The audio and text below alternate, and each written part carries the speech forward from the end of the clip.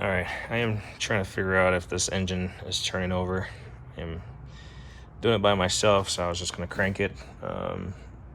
Checked all the fluids. I'm not really sure what this is actually. I cleaned up the cap, but it's not really, I can't really tell, but it's definitely leaking. And you can see the wet spots on the lines and stuff. It's definitely, definitely leaking, whatever it is. I'm gonna have to go back and watch this video to see how it was cranking. It did have a seal in here, and when I popped it out, I heard a piece of rubber fall because it was crumbling. So if this thing actually turns out to be not a complete junk, I'll end up replacing this cap or the seal if it's replaceable, the little rubber washer. But I'd rather just have this as is without the washer than having things crumble and fall in here. Granted, it looks like I'll have to do some work on it. I did check the oil via the dipstick, and I did not see any oil. Well, this looks bone dry in there.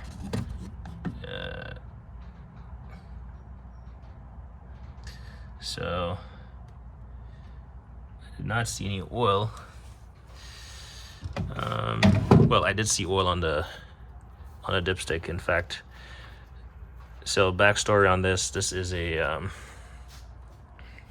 well, this is inside my storage unit.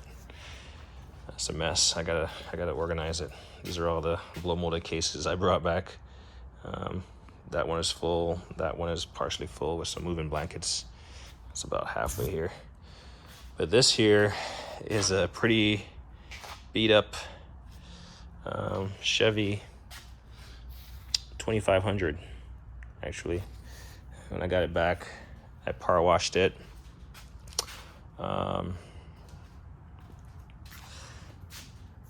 And yeah, this thing, the story on this thing, I saw it being auctioned about 3 hours from home, and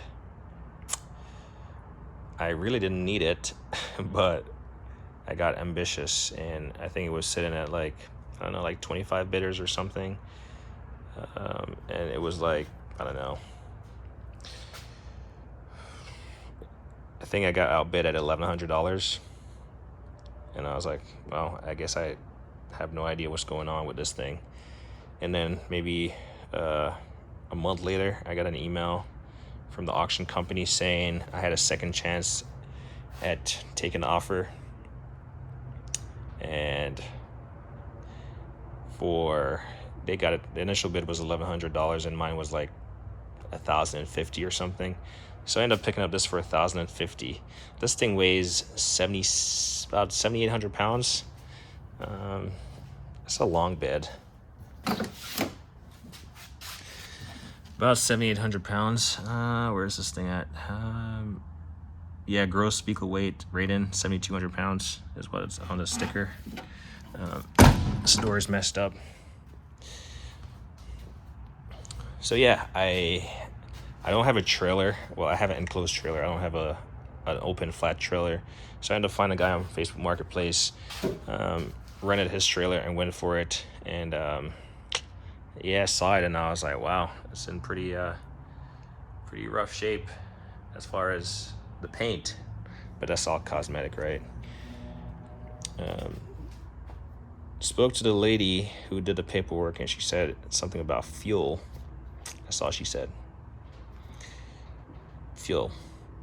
So this is actually the first time I'm actually in this video. I mean, I've had it since December, and in fact, it was such a sporadic buy that I had to get a different storage unit because I didn't have the space in here, and I didn't want to take it to the house and just have it sit, this ugly ass thing, in my driveway. So I end up just getting a random storage unit, and I actually just got it in here yesterday. A buddy and I towed it over, and yeah, so this is my first time messing with it. The only thing that I've ever done was get a replacement battery, and the battery, I mean, I got this replacement battery since December. These terminals are too, I don't know, these side post terminals are too, the bolts are too short, so it's not even grabbing. This one is not grabbing. So I had to switch it around with the positive, and I gotta replace them. But it sounds like it was cranking, and then it just cut out. So I know electrical is fine. I'm not gonna drain the battery, and I'm gonna disconnect the battery before I leave, but electrical seems to be fine. The transmission is definitely overfilled. The engine oil is questionable. In fact, when I first picked it up, I noted to the guys that I don't think it had engine oil. And actually, after installing the battery, I came back here and I was like, well, yeah, it doesn't have engine oil. But then in the process of messing with the dipstick tube or something was not fully seated, and so it does have oil. So that's why I was like, all right, let me just try to crank it. So if you're ever in doubt about a used vehicle and it doesn't have oil and you think it should have oil, make sure that the dipstick is fully seated and or that dipstick tube is not pulled up or something. It shouldn't be. It should be sealed. So I think, I'm not a mechanic, so, but I would imagine that a dipstick tube is permanently sealed in there. But for some reason, yeah, it wasn't registering oil. Like I said, this is my first time messing with it, so I have no idea what is exactly going on. This is a 1990 version, so I did pick up a service manual. You've probably seen that in my garage for a good minute. If you didn't catch on to it, so I've had it. I believe this came slightly after the truck. I could be wrong. So I've had this for about 3 months now, and really haven't gotten to do anything. It's definitely going to be a project trying to figure out what's wrong. She said fuel, and again, I don't even know where the fuel pump lives. Probably somewhere under the seat here, I imagine. I don't know. Again, aside from when I brought it back, it was on the trailer and it was pretty dirty, pretty dusty. I mean, this looks bad as it is, but it was pretty dirty, and so I ended up part washing it on the trailer before I dropped it off into the storage. And so that's really the only thing I've done. I've cleaned out a little bit. See, it has a lift gate, so it was used as a service truck. All the lights work. In fact, when I hooked up the batteries this morning, I checked all the lights were working. I'm not sure if this lift gate actually works, but I mean, it opens up as far as manually.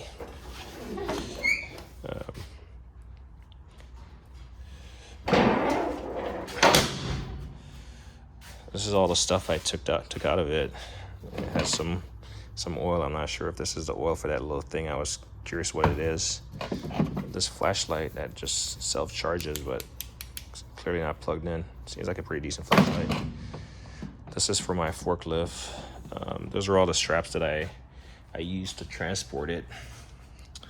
Definitely when I get my own trailer, I am not using straps like this to transport a car just with a J-hook.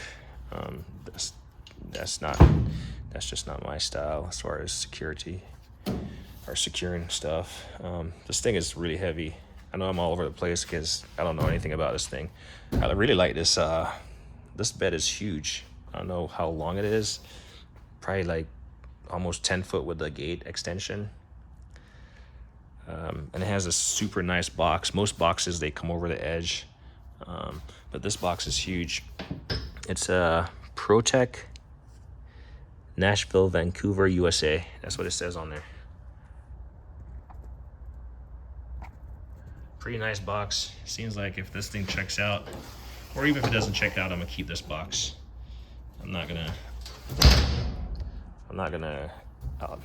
I'll get rid of the truck and keep the box. Be a good storage box or something. That tray slides, obviously. It even has some, well, I guess the dividers are gone, but it has one divider slot. I guess you can, but yeah, it's pretty deep. It's huge. You can fit a lot of stuff in here. The lot doesn't work. I don't think it works, but it seems like you can just remove this mechanism, that one, and replace it if they still make it. But yeah, this box is pretty nice. Like I said, I did wash it. It's still grimy, this little floor mat thing. I'm gonna eventually take it out, all that stuff. But first things first is to figure out why it's not running. The tires look good. So literally I just gave it a once over cosmetic look. I mean, they're holding pressure. The body of this truck is aside from the cosmetic paint job, it is immaculate. The worst part about it is the rust on top. And it's not even rust, it's like the paint, I guess you can call it rust, corrosion, whatever. But it's not flaking or anything, so it's almost like just oxidation, basically. Sitting outside, just living its life, you know, since 1990. I did clean out behind the seat a little bit. It's definitely dirty in the cab. Obviously, we'll have to take out the seat and power wash it, all that stuff. The headliner is coming down. That's typical. That stuff kind of grosses me out. So I'll probably end up taking that completely off and see where. I don't know where I'm gonna go with this truck as far as keeping it and using it. I do like it though. Actually, when I had it outside yesterday before we towed it from that other unit, I was looking at it from the back side of it, and I mean, it's pretty nice. I honestly did not know what a OBS was. Because when I bought this, before I picked it up, I started looking into Chevy trucks, and it seems like they're pretty popular as far as people liking them. But OBS, old body style. But yeah, the body is immaculate. There's no like dents. I mean, there's probably dings, but there's no like crazy like dents or any, you know, it's not deformed or anything in any way. It doesn't look like it has ever been in an accident of any kind. I think it has been treated well. It's definitely been used. That's what it's meant to do, right? But it definitely hasn't had a great cosmetic life. But I think mechanically, TBD. I'm not certain mechanically what's going on. Like the lady said, fuel pump or fuel. So could it be a fuel pump? I'm not sure how much they went into details. This morning when I got here, this is the first time I opened the fuel cap, and this was not here. It was just like that, and I was like, well, we were well ahead of our time with this whole thing. Capless, but it's not capless. This thing is just, it's missing I found this on the floorboard. So, unleaded fuel. Hopefully they did not throw like diesel or some kind of, what do you call it, ethanol thing in there. So it's hard to really track down stuff when you don't really know what's wrong. So, you know, I'm gonna start with all the basics.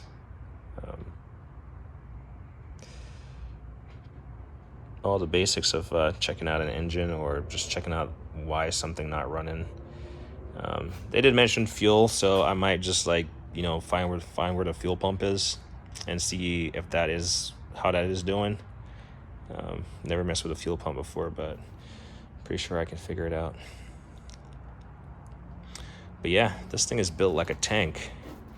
I mean, there was something that I saw. Oh, you know, I was pretty, I'm not sure if this is my first ever Chevy anything, but just the battery hold down.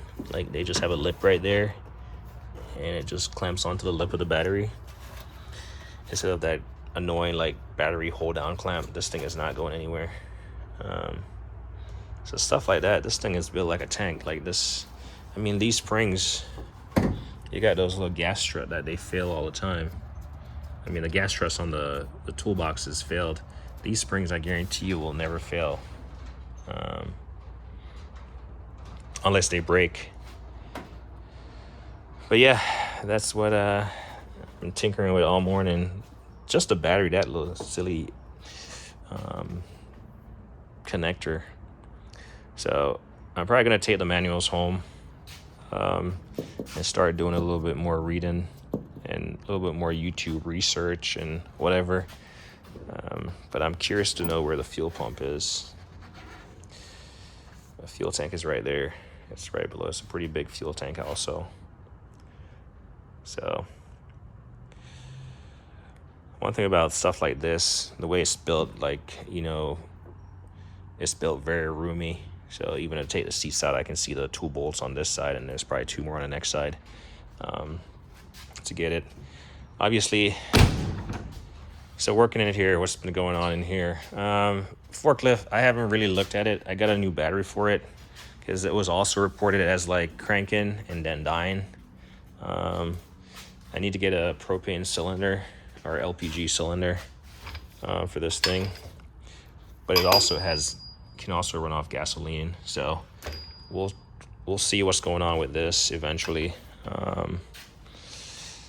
and then we'll go from there. It's a Toyota 5 Series. So I do like the square body. This thing, if I get it running, I'd love to get it painted, get it back in tip-top shape, and then I need a set of forks for it. So right now it's just held up by chains, which, to be honest, I'm probably gonna get this thing jacked up, the carriage here, and then get this thing off the chains, because I mean, I trust the chains, but I don't trust the fact that it's not sitting on solid ground. So that's probably what my plan is for this eventually. Who knows? This probably might be a 2-year project. Some pallets are hanging around here.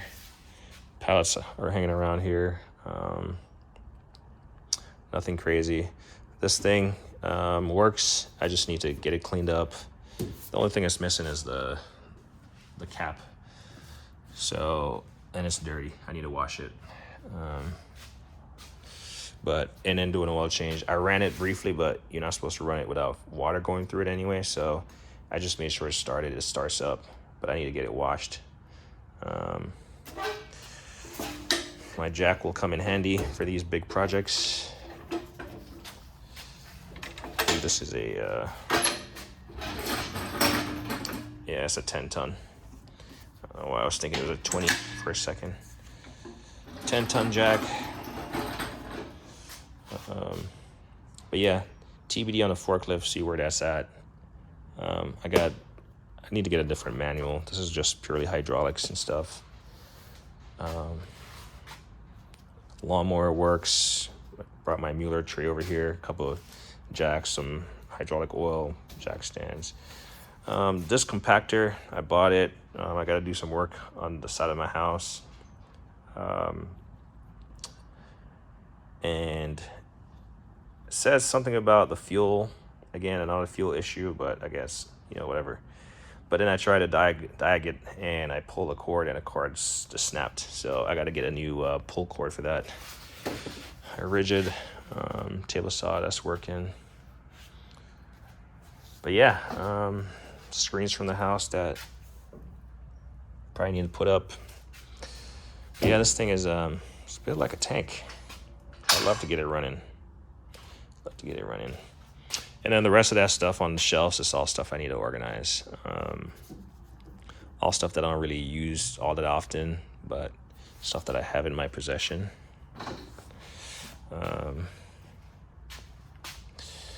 This thing works, but this is a trench compactor though, so it's very narrow, but it runs. I got to assemble my DeWalt. I got it from Home Depot on a steal like 1 year. I saw it on like the whatever discount or whatever. Picked it up. This thing, the wheel got bent on it, so I got to bend the frame back.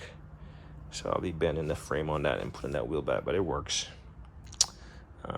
Some of this stuff will, you know, be sold off or stuff, so it's not. Don't assume that I just have multiple lawnmowers just to sit around. But yeah, that's the plan. I'm gonna get out of here. Hopefully fold these straps up one day.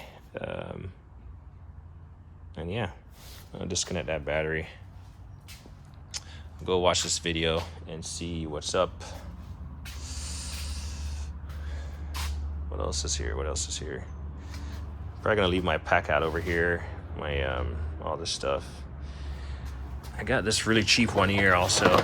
This 135 piece mechanic set. So it's one of my go-to sets over here. I even brought a some sockets and stuff from my recently reorganized socket drawer in my 1/2 inch, because I was thinking of like turning over the engine manually, but yeah, I don't want to drain the battery, but it is what it is at this point. I'm gonna disconnect it because I got to get some terminals for it to. But yeah, time to do some research. This is not my full-time job. I'm not a mechanic. So if you see this thing and it's not looking like it's doing anything, I promise the intent is there. It's just time. A lot of stuff, you touch it and it's like dry rotted almost. But it's pretty cool. It has a lot of room. Like looking at this, I can take out the front bumper here, the grill, which I mean, it's also in good shape. It's faded and stuff, but it's also in, I mean, look at the chrome. The chrome is in decent shape. So cosmetically, paint wise, yeah, it's not so hot, but the body lines are like, yeah, you can definitely get this thing looking nice. So yeah, probably the best bet for me is to get this place organized, because I'm gonna need space to work on it, if not to like get it over slightly. I got some Harbor Freight wheel dollies, so I can definitely we can definitely move it laterally to gain room, and then put it on some jack stands, what have you, and then, you know, get up under there if we need to get up under there. Being that it's so heavy, I am not gonna trust anything but my Esco 20-ton jack stands with this thing. So just I'm gonna have to get it high enough to put it on there. Not the tall ones, but the short ones that I have initially, you've seen. So yeah, that's the plan. What else? My Milwaukee little floodlight here. It's working wonders, actually.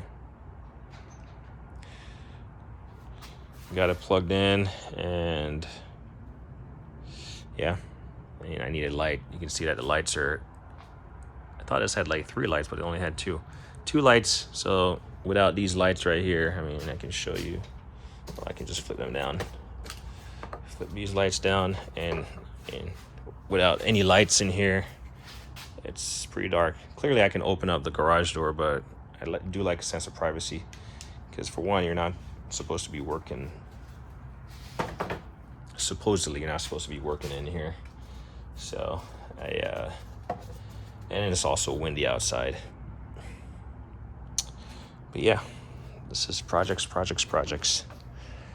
Anyway, I'm about to watch this video, see where it's at as far as the crank, and let me know if you like on anything.